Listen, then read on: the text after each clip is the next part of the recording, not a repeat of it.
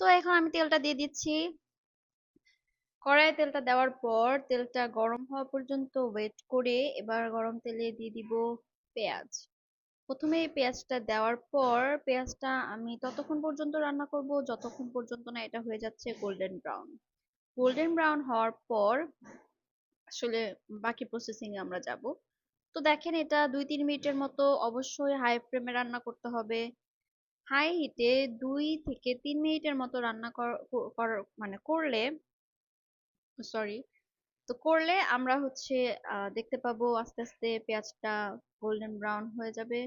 তো যখন পেঁয়াজটা একদম গোল্ডেন ব্রাউন হয়ে আসবে সে পর্যায়ে আমরা অ্যাড করব খাসির মাংস। খাসির মাংস খাসির মাংসটা দেওয়ার পর যেটা করব, খুব সুন্দরভাবে এটাকে নেড়েচেড়ে মিশিয়ে দিব এবং এভাবে রান্না করব 2 থেকে 3 মিনিট। অবশ্যই এ সময় আঁচটা থাকবে একদমই লোতে, কারণ মাংস দেওয়ার পরে তেলটা ছিটকে যাবে, তখন দুর্ঘটনা ঘটার সম্ভাবনা থাকে। তো দেখেন ভাজার পর এবার দিয়ে দিচ্ছি লবণ। পরিমাণ মতো লবণ দিয়ে এবার এটাকে আরো 1-2 মিনিটের মতো রান্না করে নিব। রান্না করার পর যেটা হবে, লবণ দেওয়ার পরে মাংসের যে মানে পানি থাকে সেটা ছেড়ে দেয়, তো পানিটা আমরা একদমই টেনে নিব। তো আসলে রান্না করব এরকম করে 2 মিনিটের মতো। 2 মিনিটের মতো রান্না করার পর যখন সুন্দরভাবে পানিটা একদম টেনে নিবে এবং তেলটা উপরে ভেসে আসবে সে পর্যায়ে দিয়ে দিব হলুদ।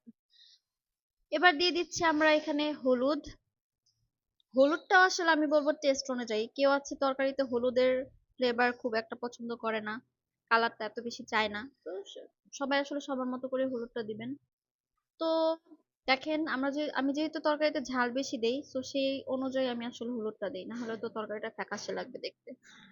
তো যাই হোক, হলুদটা দেওয়ার পর এভাবে আরো 2-3 মিনিটের মতো এটাকে রান্না করে নিব। রান্না করার পর হলুদটা সুন্দরভাবে যখন মিশে যাবে তখন আমরা এই পর্যায়ে অ্যাড করে দিব মরিচের গুঁড়া। আমি মরিচের গুঁড়াটা আজকে খুবই সামান্য দিচ্ছি, কারণ আজকে মাংসের পরিমাণটা যেহেতু অল্প, তো সে কারণে আমি আসলে মরিচের গুঁড়াটা কমিয়ে দিয়েছি।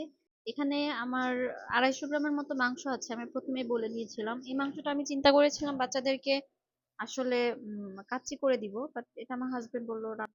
তো yeah, তো দেখেন সুন্দরভাবে রান্না করার পর এবার আমি দিয়ে দিচ্ছি যে মশলাটা ব্লেন্ড করে রেখেছিলাম, সেই ব্লেন্ড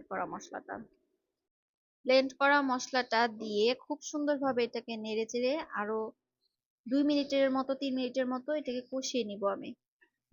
মশলা কষানোটাই আসলে একটা ট্রিক্স, আমার শাশুড়ি যেটা বলে যে মশলা কষায় নেওয়াটাই